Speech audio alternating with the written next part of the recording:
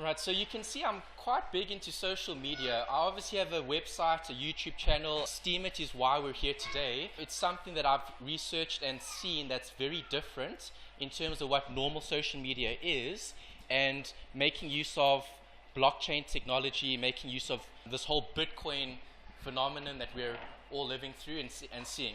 So I'm quite involved in social media, and that's why with the presentation I actually want to start with some background on social media and what is social media, how has it developed, what is the opportunity, and how can we make use of that opportunity going forward off the back of this new platform, which is Steemit. I've included Ntori's details as well for his cafe. They do have a Facebook page, a website as well, and contact numbers. So you guys are attending the first event. This is the first of 2018. I really enjoy attending exhibitions and expos. So the reason why I've decided to do this is I've watched quite a few of those TED talks where they have quite an intimate setting where you've got a few individuals all sharing the same passion, all having the same interest in a particular topic, and then obviously sharing knowledge and information in that setting so we can all grow and develop and try use something to our advantage. Again, just to give special thanks to Ntori for hosting us today. Ntori and his wife Kalalelo, and they own this particular cafe, Keeya Cafe. And we're looking at hosting 1 to 2 meetings a month. You guys will be invited to them. Alright, so the first bit in terms of program for the launch, the reason why we're here is basically to share information and knowledge and to hopefully start a Josie Steemit crypto community. You guys are part of the WhatsApp group. I do have your contact details that you've obviously RSVP'd to, and if some of you haven't been included on that communication, just give me your details after the event. The events are planned to be quite small, so at least I can also answer questions and give you guys as much information and value as I can possibly do. The main thing is sharing knowledge and information to grow the community. You'll see later what I mean by this as being a win-win situation. I've never seen something that's so powerful that can be used in social media in terms of context and at the same time also generate and earn cryptocurrency. So you guys have heard of Bitcoin. I'll talk about what Bitcoin is and what research I've done in terms of what value it offers, and is Bitcoin sustainable, what is its ramifications going forward. I mean, you've seen the news articles. Bitcoin almost touched $20,000 last year. It's now just under $10,000, so that's very volatile in terms of cryptocurrency movements. And we're going to look at those concepts and just to give you guys a background. So I'm not expecting any of you. Some of you are very involved in cryptocurrency and Bitcoin, and you have that knowledge and information. Others probably hearing this for the first time. So it's pitched at a level where I'm giving you basic information that all of you can take away, and if you do decide to do more research, then that's great. The topics today, I'm going to be covering 5 key areas. The first is obviously history of social media. I'm going to be looking at blockchain technology, what it actually is, and how I view blockchain as being the most important disruptor or enabler going forward. We'll look at what Bitcoin is. We'll talk about Ethereum and what the Ethereum project was, and this whole idea of Web 3.0. So we've obviously lived in a world where internet has become so important to our everyday life, and it's going to be more and more important going forward. Then we've got this topic about decentralization versus centralization. But that's a very important concept to understand when looking at blockchain, when looking at Steemit, when looking at Bitcoin, when looking at any of those different areas. Then the last 2 points is looking at generally, well, what can we take away from this and what can we do to actually earn cryptocurrency and generate something of value. So I'm going to be discussing 2 methods to generate value. How can we profit without any risk? You can choose to obviously invest rands and cents if you do decide to do that. But in my example with Steemit, I chose to start with 0 and earn it and obviously build something of value longer term. E is Steemit, disrupting social media, and then I'll look at early mover advantage and opportunity. So how is this going to actually make a difference and impact us going forward from a social media point of view?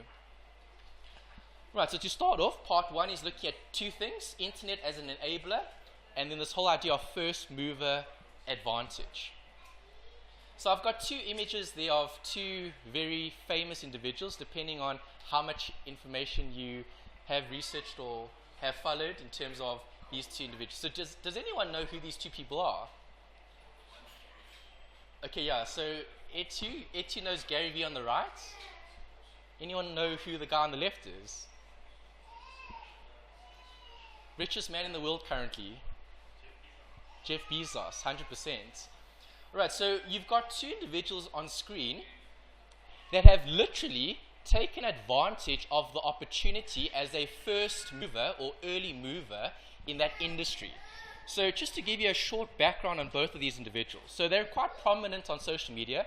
I've watched a lot of Gary Vee's videos, very inspiring. He comes across quite alpha male, to say that, in terms of his personality. But he's always doing these events, sharing information, doing YouTube. He's very, very big in social media. He literally has a team that goes around with him, filming content that he can then share on his various platforms. In terms of Jeff Bezos, just to give the short story around him, obviously today he's the wealthiest man in the world. In terms of background, Jeff Bezos was actually working a corporate job in Wall Street. He worked for a hedge fund company. And when the internet changed the game in terms of offering opportunity, Jeff Bezos chose to start Amazon from his garage. That's his backstory. Very, very similar to Steve Jobs, starting Apple computers from his garage. Jeff Bezos has that in common with Steve Jobs. So literally starting Amazon from his garage.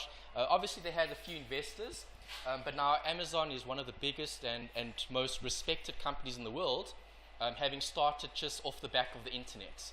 So that's the big thing that I want to focus on here is the internet creates opportunity, and we've always seen this. So technology improves and changes. So for example, if we look at telecommunications, right now we've got wireless communication, we've got phones, we've got tablets, we've got laptops, we've got all this technology that we can use that makes a difference and that can create an opportunity. So Jeff Bezos created Amazon off the back of the internet.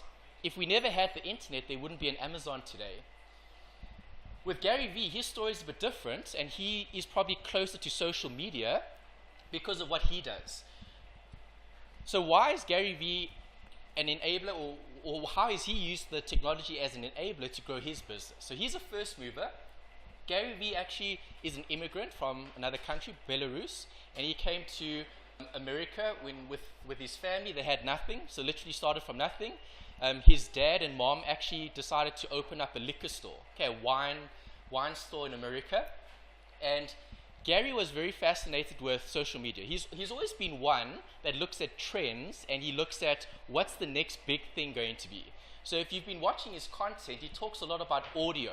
He talks a lot about voice. So Alexa, Amazon's Alexa, or Google Home, those are devices that are basically going to change our lives. For example, self-driving cars, not something that we're really thinking about now in terms of everyday life, but going forward, it could become more and more of a reality. So Gary Vee's story goes, wine business in America, immigrants, okay, from another country, starting with nothing. Father opened the wine business, doing retail business. So literally customers coming in face to face, selling wine off the back of a bricks and mortar business. What Gary Vee did is he literally took advantage of an opportunity, i.e. the internet, back when the internet was still starting, and he literally used email marketing, and he had like a 90% open rate. I mean, nowadays, hardly any of us actually read our email in detail. Okay, we'd much rather prefer a text message or an audio clip or something unrelated. Not a lot of us use email as much as we used to. So that's what he did. He took email as an opportunity off the back of the internet, and he sold wine through that medium. He also created a YouTube channel, a wine library, and he created over 1,000 episodes to promote his father's business in terms of product. So selling wine in a different fashion. So using social media to sell a product, i.e. wine, and to grow the business. So he grew his father's business from $3 million US to $60 million US. And Gary Vee always says, if you watch his content, that he should actually have done more, that he shouldn't have invested so much in email marketing, and he should have done more from YouTube point of view, from Google Ads, and other. So that was always something that he talks about. But growing a $3 million business to a $60 million business is incredible. And then he started VaynerMedia. He's very outspoken, he's very alpha male, as I said earlier. And what Gary Vee decided to do is, he doesn't want people to basically say, well, you're a success because it's off the back of your father's business. So that was something that always sort of like bothered him. And what he chose to do a few years back in the 2000s was he created his own social media company, VaynerMedia. And they're one of the biggest agencies in America currently, over $150 million in terms of annual revenue. And obviously he's making a value proposition that's growing just around social media, literally doing sound, doing voice, doing YouTube, doing online advertising. So that's something that he's been very focused on in terms of what he's doing. Just to elaborate a bit more in terms of the internet and how it creates an opportunity, the internet actually started out as a project. It was called the ARPANET project, and that was something that the government did in 1983.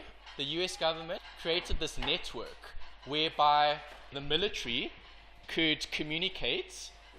So think about going to war. If you're going to war in another country, obviously information and knowing what's happening is very powerful to have an advantage on the battlefield. So the US government basically created this project, ARPANET, the Advanced Research Project Agent Network, that became the internet today. And obviously in the 1990s, we had the World Wide Web that has become so popular. And again, just to draw similarities, because later on I'll talk about how blockchain has created opportunities in other areas. So that's the reason why I'm giving you this information about internet as a starting point. So internet giving us Google, Facebook, Twitter, and so on. So the first movers, or the early movers in that particular industry, was Google and Amazon. So Google was founded in 1998. Amazon founded in 1994. That was when Jeff Bezos started Amazon in his garage from his home. And then that's the very basic internet that we have. And we've lived through that world. We've lived through 1994, 1998. And then we've got something called Web 2.0. So again, everything develops and changes and improves. You can't stop innovation. It's impossible. Right, so for example, the phones that we have, I actually brought something I wanted to share with you in terms of this whole concept of internet creating opportunity. So does anyone know what this is? Anyone seen one of these things? It's a cable, it's not a charger. It looks like a charger. Yes, this was actually a camera for one of the old Nokias.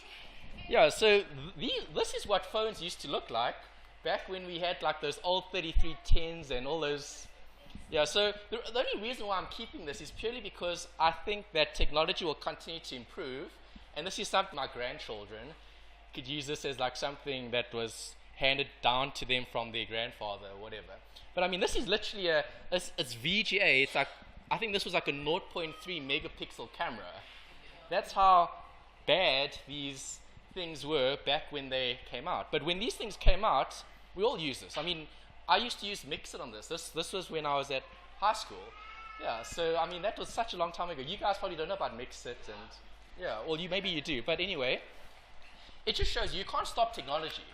Technology will continue to advance. Now we've got Apple's iPhone X.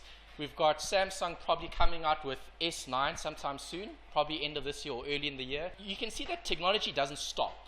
Innovation will continue forever, just off the back of mobile phones. And we've seen how that has developed and changed. Same thing happens with something digital. The internet is not the internet we used back in 1994. The internet is very different today than it was before. Web 2.0 is described as websites that emphasize user-generated content. And this is when social media became big.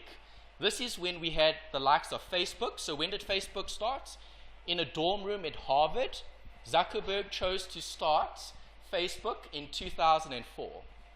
Facebook was listed on the US Stock Exchange in 2012. Listing price from the IPO was $37. That was the price of Facebook when they listed from a private company to a public company. So you can see how things change. So innovation will never stop. Innovation will continue to move forward, and that's what we're trying to take advantage of. Right, so as I said, Gary Vee, very good at looking at trends. Obviously, Jeff Bezos, also very good looking at trends. And obviously, Jeff Bezos is very customer focused. Right, so what generates the consumer with the most value? That's the key, that's the most important point. There's two other social media platforms, Uber, well, not really social media, but applications. Okay, so Uber is an application for transport. And Gary Vee talks about Uber as a success. So his story, he actually invested in Facebook, Twitter, Uber, Tumblr, and all these companies back in the 2000s. That was what made Gary Vee millions, all right, in terms of his backstory. So if you do more research on him, he actually talks about passing on the angel round in Uber twice. So that was when you could get into Uber before it actually became something that everyone wanted to invest in. That's what he said. He said he missed out on millions as one of his biggest mistakes in life. But the thing is that Gary Vee only chose to invest in Uber once he actually understood what Uber represented. So Uber isn't just selling us an application, they're selling us time. That's what he's talking about. It's saving time. And that's why if you guys do more research on voice and what he believes will be the next frontier, the next big opportunity is voice, because voice saves us time. We can literally say, hey Google, put on the lights. Hey Google, switch on the kettle. Hey Google, do this and that. Okay, or Alexa, do this. Alexa, do that. So that's what he's looking at in terms of what he's trying to invest in, okay, from his perspective and from the content that he's put out. Then we've obviously got Snapchat, which is again social media. So human beings are social. We'll always be social. We'll never ever change that. Whether we're communicating on our mobile phones, whether we're communicating via the internet in terms of Skype and WhatsApp and all of those other mediums, or whether we're using apps like Snapchat, there'll always be something that fills that gap in terms of offering us a medium that we can use to communicate. Right, and that's something that Gary Vee also talks about, is that you're not going to change human beings. Humans are social beings. We're social creatures. That's not something that's going to change anytime soon. And we'll just communicate and interact differently, but we're still going to interact and we're still going to be social. Okay, so that's one aspect. It's part one. It's looking at internet being an opportunity that we can use to our advantage. Okay, and we've obviously seen good examples of companies and individuals that have done that. Now we're going to change the view slightly. In part two, we're going to be focusing on the importance of Bitcoin as a catalyst for blockchain technology and what's the next enabler. Okay, so what is the next internet? What is the next game changer? So in the 80s it was telephone. In the 90s, internet. And then what is this next enabler? There's a lot of speculation. No one really knows what is it going to actually be, but we can all have a view and we can all use these things to our advantage. We can try and maybe benefit from it. Right, so the first thing, just some background in terms of history of Bitcoin and how I actually got involved in it. So you might be thinking, well, I've probably been a Bitcoin fan for years. That's not true.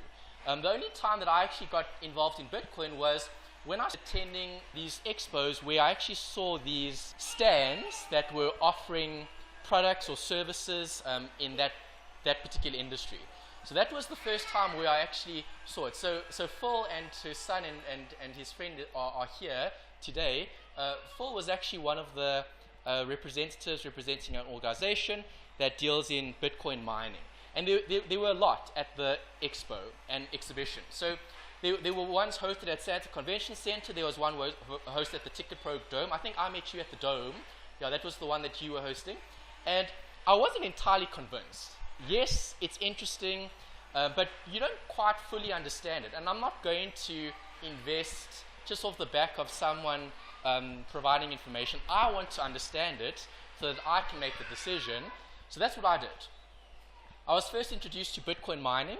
That was my first interaction. Yes, I've heard of Bitcoin before this, but never actually had the want to actually look at more information. So after having attended the expos, wasn't 100% convinced, then started doing lots and lots of research. Today, I want to share with you the short version or the short summary of what I've discovered. 3 most important things that I've looked at. The first is Bitcoin as a decentralized currency. So we need to understand, like, how does Bitcoin actually operate? Why are people so fascinated by this whole idea of cryptocurrency?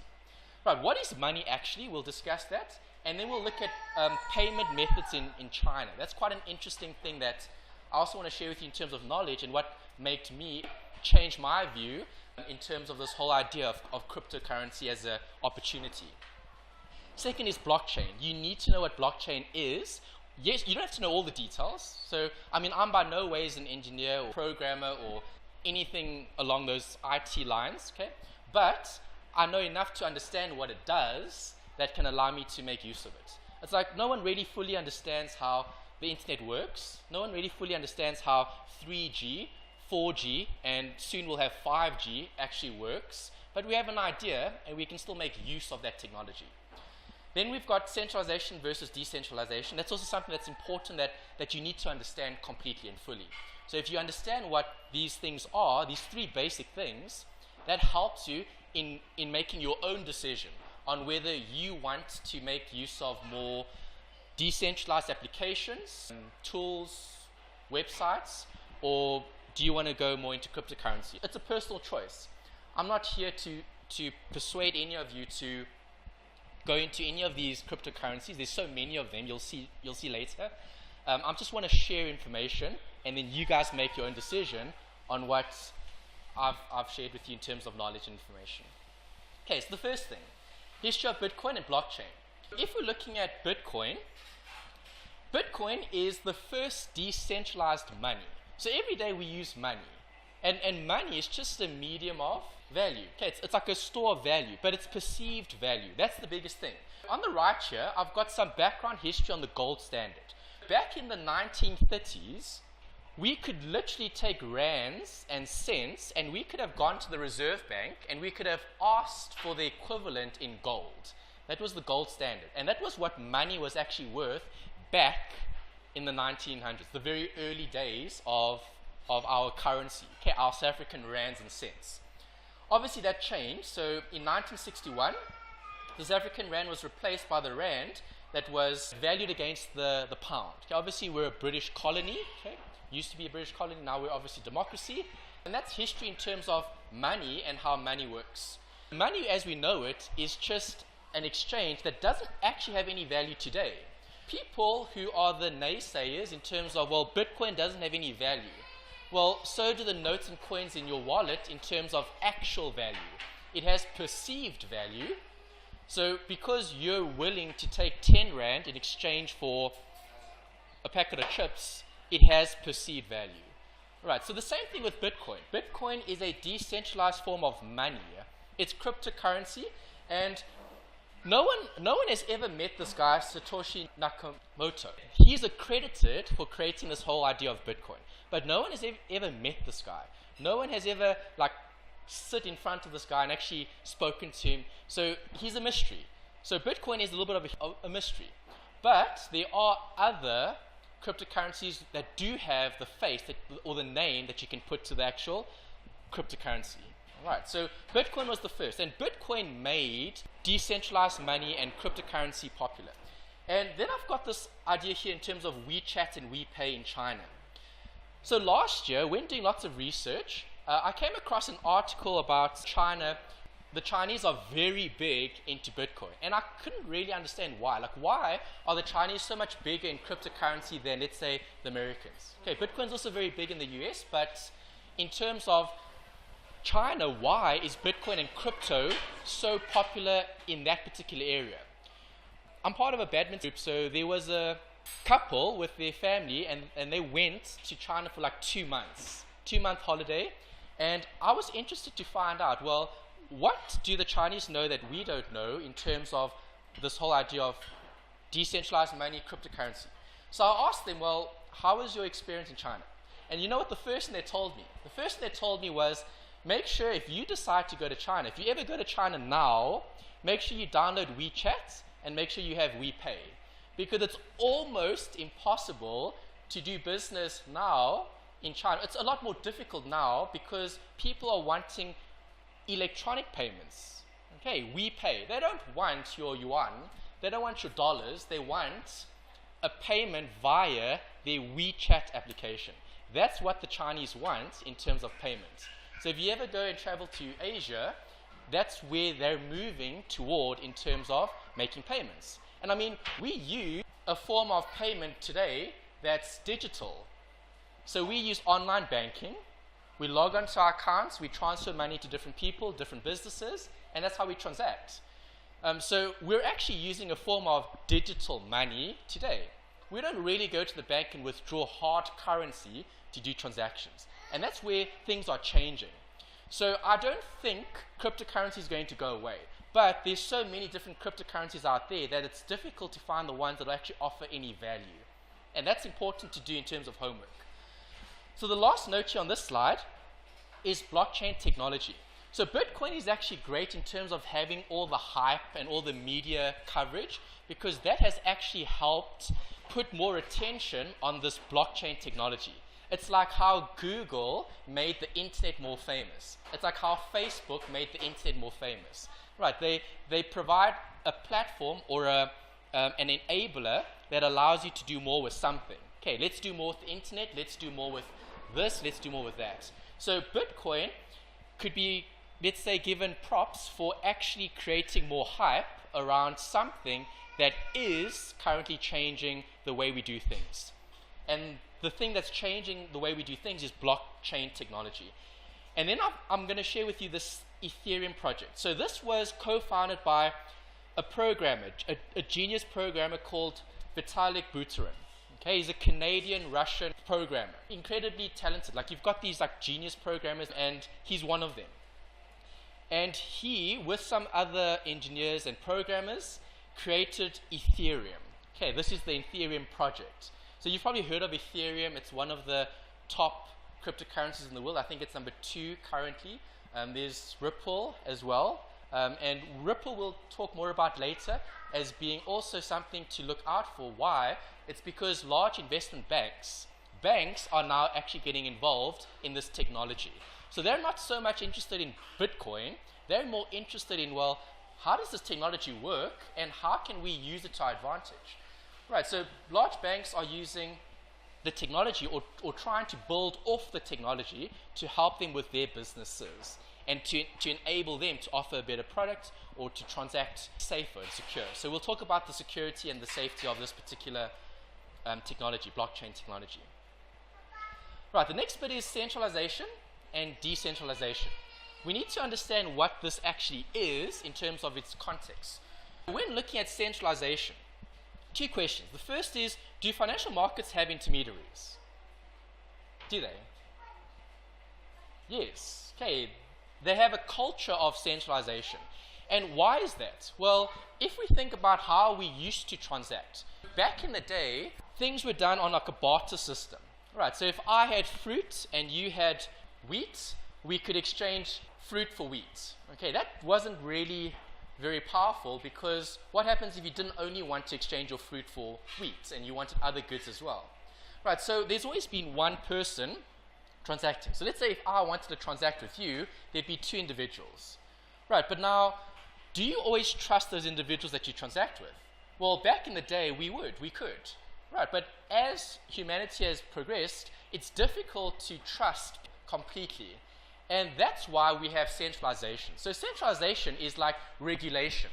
So a regulatory body is going to help provide more trust in a specific industry.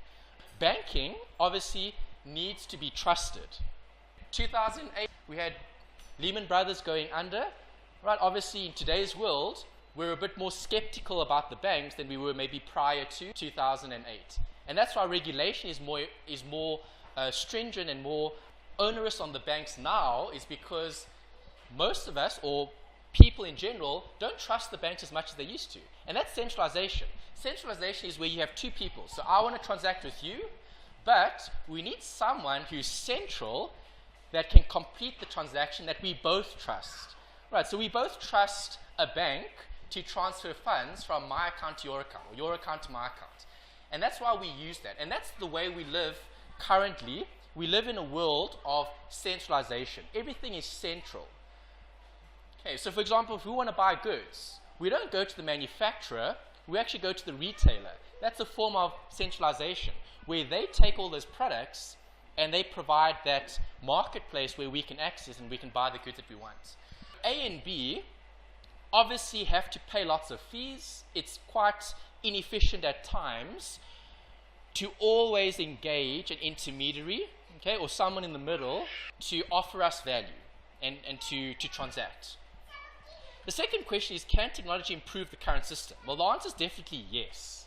Okay, technology will always help improve things. Okay, we know that, we see it. Technology is helping us to do more today than we ever could back when we never had as much technology.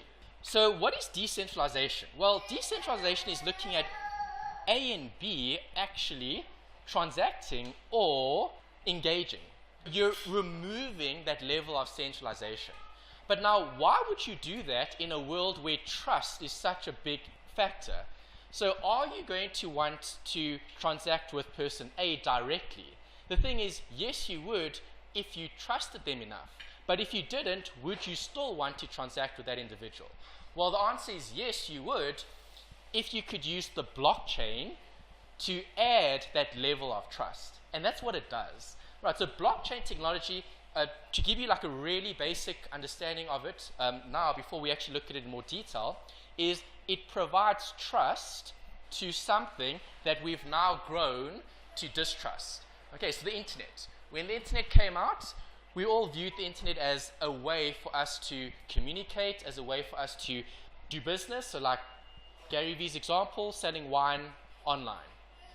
So now if we're looking at blockchain, blockchain provides a level of trust because it creates a system where no one can alter or change it retrospectively. Okay, so what is done is done. We can view that history. So it's transparent. Anyone can access that information and can view that information. And that's what is changing the way certain businesses do certain things and how things are changing going forward in terms of this whole idea of decentralization. More and more things running without this middle company, this middle person. And the middle person is now being basically converted into technology. So the internet has become something that we can make use of that adds that trust. Because the internet or the blockchain technology cannot be changed, cannot be altered. Because it's secure, there's a level of trust in it already that we can say, well, okay, this is something that we can make use of because it has all these safety checks in place. Blockchain technology, it's a game changer. It's another enabler. So what is the blockchain? This is a video that I will share with you in terms of links. So there was a TEDx talk that was done by Richie Edwaru. Okay, Richie is obviously a programmer. He has information about blockchain and what is it. So it's a 22-minute video.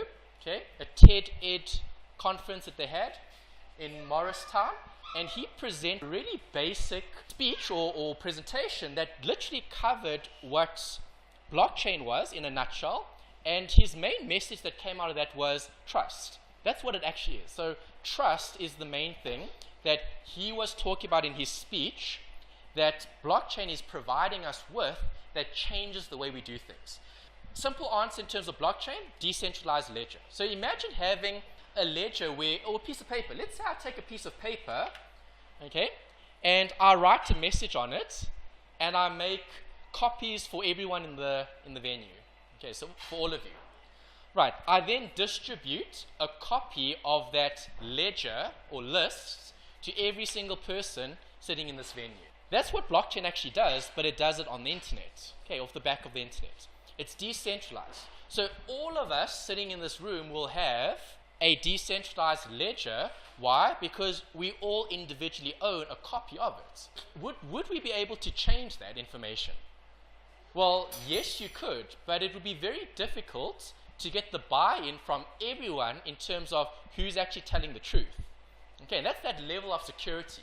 Because blockchain is decentralized, no one can control it, but we can use the technology to verify if something is accurate and true and trustworthy. Right, so if I gave out copies of a message that I wrote on a piece of paper, could I change the message?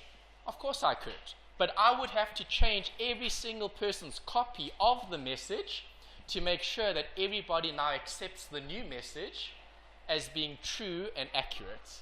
And that's what it does in a nutshell. So blockchain technology uses these blocks, okay? And they talk about like these hashes. The simplified analogy that I can make use of is like a fingerprint. So a hash is like a fingerprint. So for example, if we have a block, and we take that block and we change that block in any way, and that block gets passed on from person to person, the fingerprint will be installed on that actual block. So you can always look retrospectively, and you can't change anything in the past. So what's in the past is in the past. You can't change and alter it. And that's why it's so secure in terms of not being able to go back and pass an adjustment. Okay, so like in accounting, over the last 12 months, you can process an adjustment, and you can change the way things look. Okay, with blockchain, you can't. You can't change things that have happened. You can do things going forward, but you can't change the past. Another thing is this proof of work. So when having done some research in terms of like the Bitcoin mining and how that operates, the mining is quite interesting.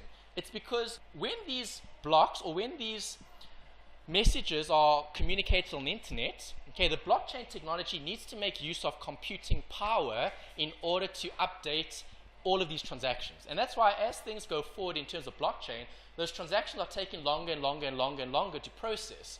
Why? Because the complexity in terms of doing those calculations are becoming more and more and more difficult. Okay, and that's what they're talking about in terms of Bitcoin as not being very effective, because it's becoming harder and harder and harder to use going forward from like a transaction point of view. If I'm looking at blockchain technology, it's a decentralized ledger that allows us provide a level of trust where everyone will have the information that we can update and change going forward. And that's the key thing about blockchain. It's peer-to-peer, so there's consensus. It's completely transparent and highly secure. Why? Because everyone has access to that information. It's open, it's available, it's public information. We can all access and see that information. Even like, for example, transacting, you'll have a special code for your wallets, and if transactions take place, then you'll have that like paper trail. Okay, there's that audit trail. Okay, so blockchain technology is the game changer. So now we know decentralized ledger. It's decentralized, meaning it's safe, it's secure, it adds that level of trust to something that we might not necessarily trust in the first place. So what happened in terms of background? Well, Ethereum started out as a project. So you had these programmers, co-founded by that guy, Keeya, we spoke about him earlier, Vitalik Buterin. This was a YouTube video that was created by TechCrunch, and this was about disruption and how Ethereum, okay, as a project, and this whole idea of decentralizing everything, so changing the way we do things. We have this technology that people want to use, and the thing is, can we all use this technology? No. Why? Because in the current state, it's very difficult to use it. So if you're not a programmer, if you're not an engineer in terms of computer science and that, it's going to be very difficult to understand and to do anything using the blockchain technology. Right, even with this Ethereum project, it's still very difficult to do things on the actual technology. Okay, it's like the internet. Like now we have applications. So before, you needed a web developer to create a website. Now you have a website that can help you create a website. Wix, Google Sites, all of those platforms enable you to do something with it. Okay, so looking at this, what Vitalik Buterin and his team did is they created this Ethereum project. And Ethereum is almost like I want to use the right definition here. Okay, I like to call it easy programming for blockchain. That's my simplified answer to what is this Ethereum project. In terms of research that's out there and a description for it, Ethereum is a decentralized mining network and software development platform rolled into one. Okay. It facilitates the creation of new cryptocurrencies and programs that share a single blockchain. Okay, so before maybe coming today, maybe you only knew about Bitcoin. Right, how many cryptocurrencies do you actually think are out there in the market? How many do you think are out there? Daniel? Thousands, you're right. Okay, there's thousands, over 1,400 different cryptocurrencies out there, and that's huge. And the thing is, why do we have so many cryptocurrencies today? It's off the back of Ethereum. So because Vitalik Buterin had created the Ethereum project, Ethereum was this like simplified programming language that other people could use that could enable them to create all these cryptocurrencies for different applications. Okay, so even Steem, the one that we're going to be talking about later, and Steemit is based off Ethereum. Okay, that was the technology that helped build it. And there's a lot of new applications that are being developed off the back of the blockchain. Okay, we'll even look at quite a funny one later that was quite interesting that I came across when doing research last year. Do you have a question? Okay, Etsu? Why is it not being like emphasized more than if it's such a like transparent way of doing business? Because, like you said, if it's a thing about trust, why is it like? Yeah, well, the technology is the thing that provides the trust. That's the key thing. Blockchain technology provides programmers, people generating new applications, new websites, new cryptocurrencies to use it as a way to try add a level of trust and to remove all the centralization that we currently have. So currently the only problem that we're facing is understanding. Well, I think it's more knowledge and information. That's the most important thing. That's why I didn't fully buy into this whole Bitcoin thing until I actually delved deeper to understand it more, to actually like uncover, well, what is this thing? I mean, I'm not going to buy something I have no idea what it's about. That wouldn't make any sense. I did the research in terms of what I covered and what I looked through, and then I got to a stage where I'm comfortable now with what I've learned and what I've seen to use it in a particular way to take advantage of it. We'll look at that later in terms of like different ways that you could maybe use it to your advantage. Okay. This was taken, so when I created these slides, I sourced this info on the 17th of January, so a few days ago. And this was taken from CoinMarketCap. And you can see there's a lot of cryptocurrencies out there on the market. If we look at the current amount, so cryptocurrencies, 1,469. That's a lot of different cryptocurrencies currently in the market. Market cap, 612 billion US dollars. Lots of markets out there, lots of volume trade, and obviously Bitcoin is the dominant token. Okay, so you can see here based on the information here that we've got from the internet, Bitcoin's number 1. Okay, then you've got Ethereum, which is number 2, 100 billion in terms of market cap, and then you've got Ripple. Right, so I haven't done enough research on enough of these cryptocurrencies, purely because there's 1,400 of them to research, and it's impossible to do sufficient research or enough research on all of them. So I've just been picking and choosing ones that I've heard about that I want to learn about. So obviously Bitcoin, did some research on that one, Ethereum as well, and then Ripple. I don't know too much about Ripple. All I do know is that Ripple is being used more so now when large corporate banks are transacting. It's almost like a way to move away from SWIFT. So I don't know, maybe some of you have also a background in banking. When transacting or when sending international payments, there's like a SWIFT charge that you get charged for moving money abroad, and that SWIFT charge can be quite expensive depending on how much you're obviously sending. So how can banks get around that and making the transaction cheaper and more secure as well is by making use of Ripple. Okay, so that's the information that I've read and uncovered in terms of that one. Okay, then there's obviously a few others, and then the one that we're going to be talking about quite a bit is Steem, and Steem is currently number 32 out of 1,400 odd cryptocurrencies. In terms of Steem, market cap, 1.3 billion US dollars. Current price, around $5 US for Steem. Okay, we still don't fully understand what Steem is, but you will once you leave today. Okay, we'll definitely go into that. But you can see that Steem is one of the bigger cryptocurrencies out there on the market. And again, in terms of research information, you need to understand what these things are actually used for to try to take advantage of them. So if we go back to Bitcoin, they're talking about as being more of a store of value rather than something that we can use as a very efficient way of transacting. Ethereum is being used more for developing all these other cryptocurrencies. Right, and a lot of applications actually require Ether to run. And we'll look at one of those quite fascinating and interesting and quite funny examples on one of the other slides. Okay, then obviously Steem is the one that I want to share with you guys the most about in terms of information, because of the opportunity I think it presents, not only from a social media point of view, but also from value in terms of cryptocurrency.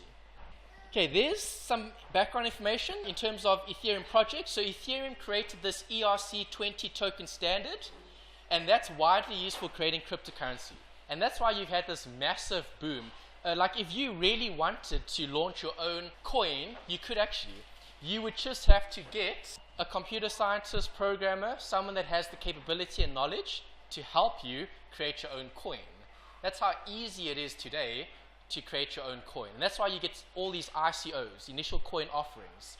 Not all of them are very good and very reputable. You do get people out there that literally just want to make a quick buck and not create any value, other than taking money from the people buying into that particular initial coin offering. Okay, so you do need to be careful.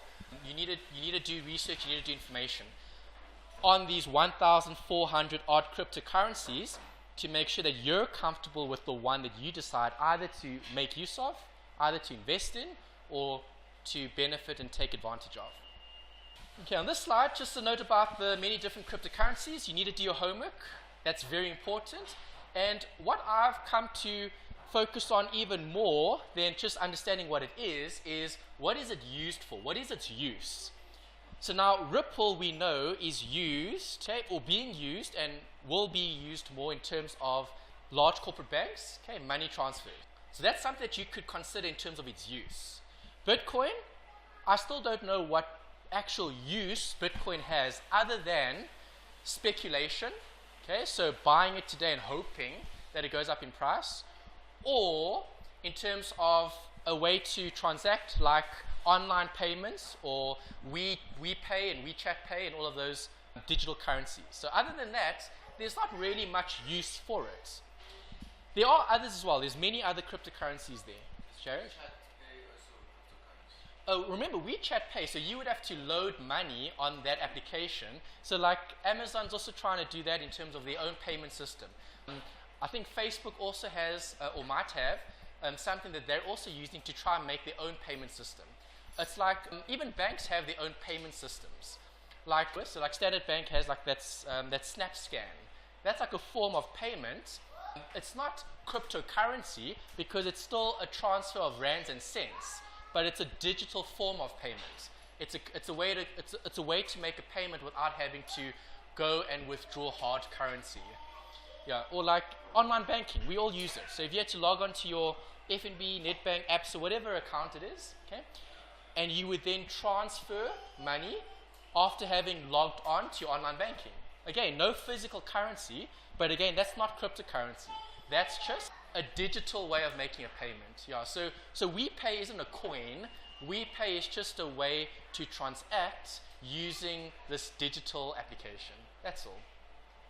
Okay, then we've got these dApps. Okay, so a dApp is a decentralized application. So remember, decentralization is trying to remove the middleman. Okay, trying to remove regulation, trying to remove people from controlling it. So the users are the ones that use it. So the users are the ones that should control it, and the users are the ones that should benefit from it. So there's quite a few. The ones that I've seen in terms of social media, Steemit is the one that I want to talk to you about today. It's a decentralized social media. So we spoke about Facebook, we spoke about Snapchat, we spoke about Instagram, we spoke about, there's such a lot of them out there. Okay, Tumblr. These are decentralized applications that use the blockchain technology to provide us with another form of communication in terms of social media. So you've got Steemit, you've got Steepshot, you've got DTube, you've got DMania. Recently I found two others. So there's DLive. DLive is like a live streaming service. I mean, you can live stream on YouTube, you can live stream on Facebook. Now you can live stream on the blockchain using DLive, and you can get paid for doing it. in terms of DTube, and there's another one, DSound. Okay, so some of you might be familiar with SoundCloud. Okay, so hosting podcasts on SoundCloud. SoundCloud is centralized. Facebook is centralized. Why? Mark Zuckerberg and his team at Facebook control how Facebook is used. Google and their board of directors and shareholders decide on how Google and YouTube is used. That's just the nature of centralization. When it comes to decentralized social media, we as users decide how we want to use it. Okay, so you can literally use it the way you want to. So something like the Right? Wikipedia, is that some form of a decentralized? Well, Wikipedia would be an open sourced way of people to contribute towards a network of information. It's like, so for example, if you knew something that you would want to share or change on Wikipedia, but remember, Wikipedia isn't reputable. Like if you look at, like universities don't like students referencing Wikipedia at all, purely because there's no, as you said, it's like a form of decentralization because anyone is just, it's not checked, it's not monitored, it's not regulated. So that's the big problem with Wikipedia. So you could look at this as being something similar in terms of being decentral, but what makes these special is they're built on blockchain technology. So they use Ethereum as that like background, that base, in order to create something of value that we can actually use. So we can use Steemit, we can use DTube. DTube is a decentralized YouTube. And if you watch that, what's his name now? Richie, this guy. Yeah, Richie Iwaru. If you watch his video, he talks about decentralization as being the key focus and how we're going to see more and more industries being decentralized. It's just the way things work. It's like what we spoke about earlier. The world is going to innovate. The world is going to change. We can't stop change. We can't stop innovation.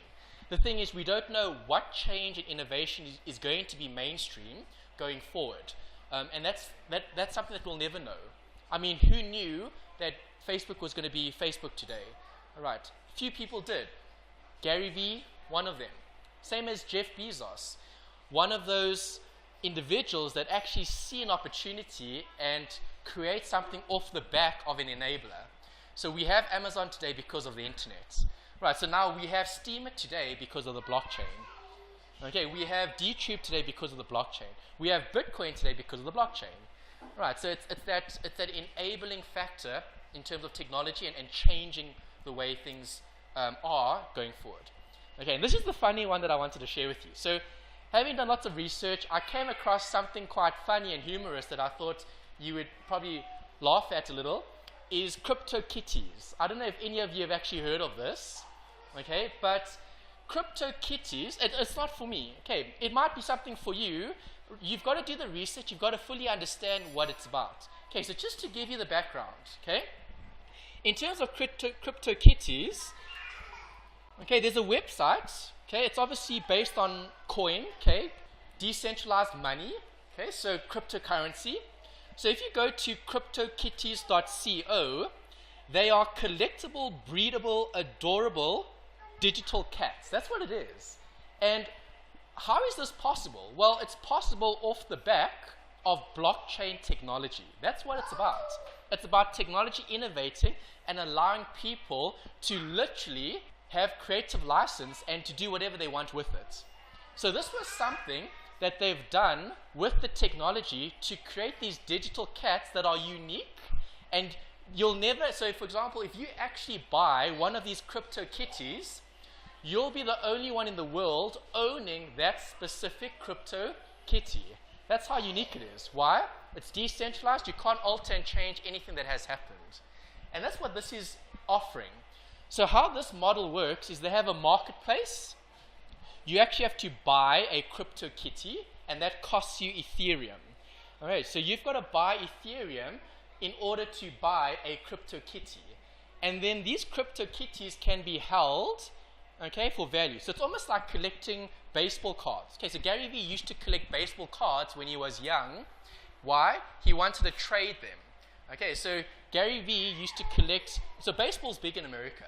He used to collect baseball cards, and he knew, well, this baseball card, if I buy it now, I'm going to be able to flip it in a few months or years' time at a profit. Okay, Gary Vee's a hustler. That's his main appeal to his audience in terms of being a hard worker, being a go-getter, and that type of thing. Okay, this is looking at buying a crypto kitty, and then you can even have these crypto kitties breed. But in order for them to breed, you need a male and a female crypto kitty, and then you need to give them Ethereum so they can now create kittens. Okay, it's a really odd concept, but it's something that was built off the blockchain. Okay, and why? Well, I don't know who this appeals to. It depends. There is a market for this. It's just not for me. It's not something that I fully buy into and that I would want to make use of. Yeah, it's just something that I found that was so funny. It was like something like completely like, it sort of blew my mind in a way, is that you had blockchain technology creating, it's like how Uber blows our mind and how Snapchat blows our mind because of what we can do with it. So this was something like, wow, okay, you had this technology, someone used it and created something that is creating value for someone else. Okay, so just something that was fascinating. And in the marketplace, I mean, these cats or these kittens aren't cheap. If you actually look at their prices, like you've got to pay Ethereum. So like, here's a cat for sale. We could buy this cat. We would need Ethereum to buy the crypto kitty. But these crypto kitties are, again, there's like a unique ID that identifies each of these cats. And these features are unique. So if you have two unique cats and they start breeding, you might get this special cat that's worth thousands of Ethereum, or whatever the case is. Okay. The concept's great, just they haven't executed like the kittens, like it needs to be some sort of... Yeah, what I don't like about this concept is that you're having to invest or buy into it. So you're having to invest into Ethereum, you're going to have to buy Ethereum, you're going to have to give these cats Ethereum so they can breed. To me, it sounds like a business model where the company wants to profit rather than the community. So I think it's more, I think to me, this looks like this is making the developers more value than it is for the people using it. Because we also don't put value to that kitten. So if there was a value, like I said, be it an item, electronic, so we investing in Ethereum to buy the cat. The cat. If it was something else, like a watch or something, you Yes. could say, okay, maybe. True. So it could be seen as another asset of value, but depending on your preference, you might see this as being valuable or not. The thing is, it's just something that I found that was quite fascinating, and that's one of those like decentralized applications that people are developing off the back of this technology.